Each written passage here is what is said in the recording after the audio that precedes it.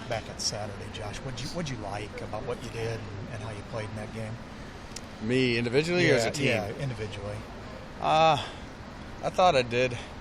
It was first time being on kickoff. I think I did good getting back on special teams. It was fun getting back out there and getting to fly around and go full speed. But defensively, I attacked the ball better. I think I have before, filling the hole and taking good angles and stuff. I think I improved a lot. Would you replace on that? It was kind of a mixture of guys week to week. Not really one guy was doing bad or anything. I just asked to be put on it, so we threw him in the rotation. Why'd you attack him better? What made you? Maybe led to that a little bit. I have no idea. I don't know. Maybe I ate a better breakfast or something. But no, that's what we've really been working on, and maybe something finally clicked, and hopefully we continue to see that with everybody on the team in the weeks to come. But for me, I know that was what I liked about my play Saturday. Was it a visual thing, just seeing things quicker? Or? And it might have been the 2 weeks to prepare and watching that much film that things are just, just clicking faster because I'd seen them so many times. But hopefully I can keep that film study up. If I got to do that to play like that, then I got to knock it up to 2 weeks in 1 week. Hey, Ross Ells as well as anybody on this team. I mean, do you think it's any kind of advantage for Purdue to have him this week, just knowing every single thing about all of you guys? Yeah, no, I think Coach Ellis, he's just one of the smartest coaches I've ever, got the privilege to be coached by. He knows his respects, he knows better than anything, and he recruited all of us. He recruited, juniors or seniors and juniors, and even some of the sophomores. So I'm sure the offensive coordinator is going to be, in his ear, asking about everybody and asking about matchups and stuff. So I'm excited that he's coming back, excited to see him and get to talk to him. So it's definitely an advantage for him. When you say you reacted quicker, you got places quicker, how excited does that make you feel for following weeks? Oh yeah, anytime you have like a good, said, it clicked. Right, anytime you have a good game and across the board, you just saw things click and things that we missed in earlier games. Certain plays that we kept missing. Everybody was just in the right spots, doing the right things, and you finally saw everything kind of coming together. And it's just it's exciting because if we can continue to grow even off that, we're striving for that perfection, and the closer we can get to it, who knows where we can be. Personally, individually. Yeah, personally too. What's your expectations for yourself now that you kind of got to this midway point of your senior season? Just continue to build off the games that I've played, and put all the knowledge and the game experience that I've gotten throughout my career here into one, and hopefully, make the difference in the game because I've been through it and I can finally put it all on the field at the same time. Are you as comfortable as you've been at any point as far as knowing what they want, knowing the defense? Yeah, no doubt, moving? No doubt. Just better knowledge of the coaches and the scheme, and even the guys next to me. I know I got more trust in them to do their job, so it helps me do my job. It's just it's an overall trust thing that's made me more comfortable. Hey, was Saturday the most complete game you guys have played under Mark Banker? I think so. And you just saw it on film, the plays, and it was more of the plays that we've seen before that we got beat on in previous games. That this game we didn't get beat on, and we fit them right, and we were attacking it because we knew what was coming and we knew how to do it right. So I think that's fair to say that this is probably the most complete game that we played under.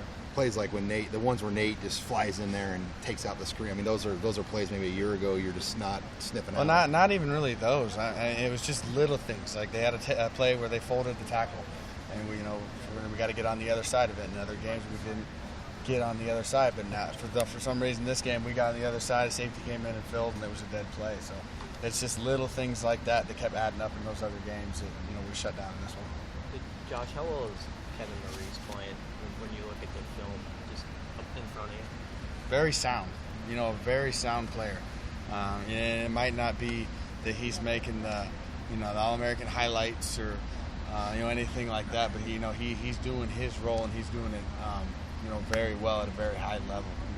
Coach Brella's got him technically sound and doing everything right. So it's really fun playing behind him because I know he's going to be in his gap and take care of his job so I can do mine. It's kind of a thankless job, isn't it? Oh yeah. I can't remember. My dad was talking. One of the older DTs. I don't know if it was, I can't even remember the name, but back in the 90s said, to play this position, you got to be selfish. You can't care about any stat. You got to get other guys' stats and just do the work where nobody sees. Is there anything about this summer's training that, when you think back on it, that was different and that you thought was effective? Just the leadership, if anything.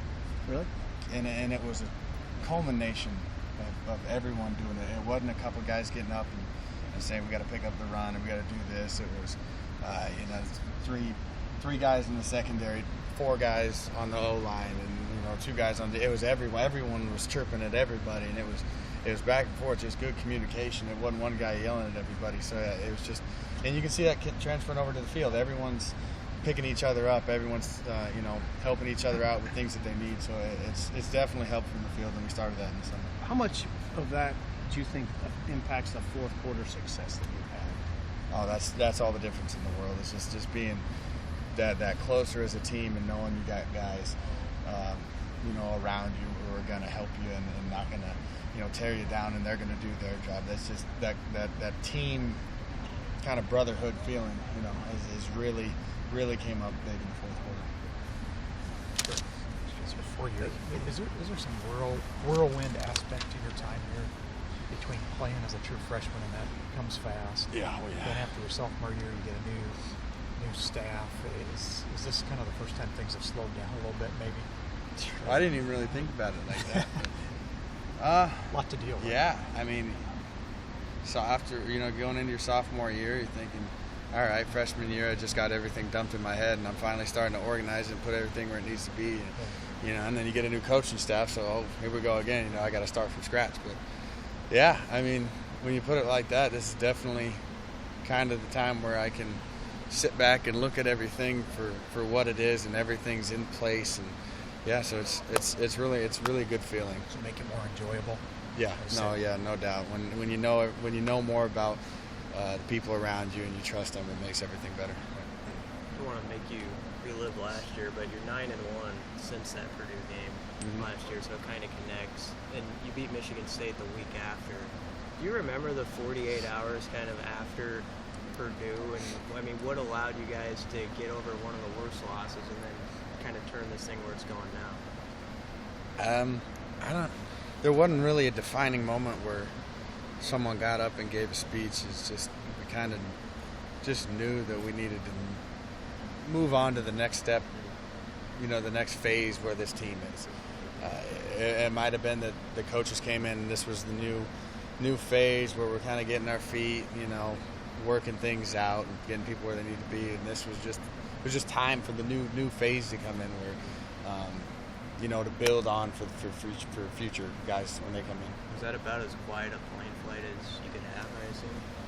Yes and no. I mean, you're obviously bummed that you lost to someone you probably should have beat on paper, but that's the good thing about this team is guys are obviously just awesome competitors and hate losing and will do everything in their power to win, and you can see that from how we've played these fourth quarters. But there's no grudges, there's no people just being pissed off for the next 2 weeks. It's a good atmosphere, and yeah, it was quiet, but at the same time, no one was sulking or beating themselves up to the point where you can't come back from it.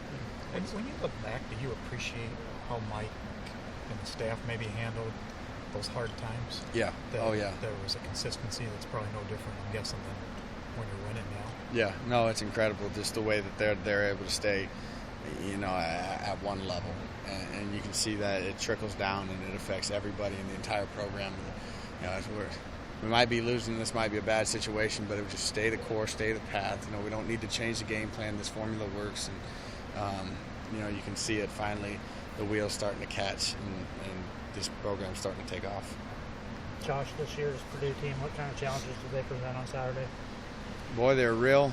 They make you stay sound in what you do with your eyes. They're really crossing guys and doing some trick plays and trying to get people out of position. So it's definitely going to be a very visual game and a very extra film study game. I think you always want to study as much as you can, but with these guys, you really got to be locked into your keys.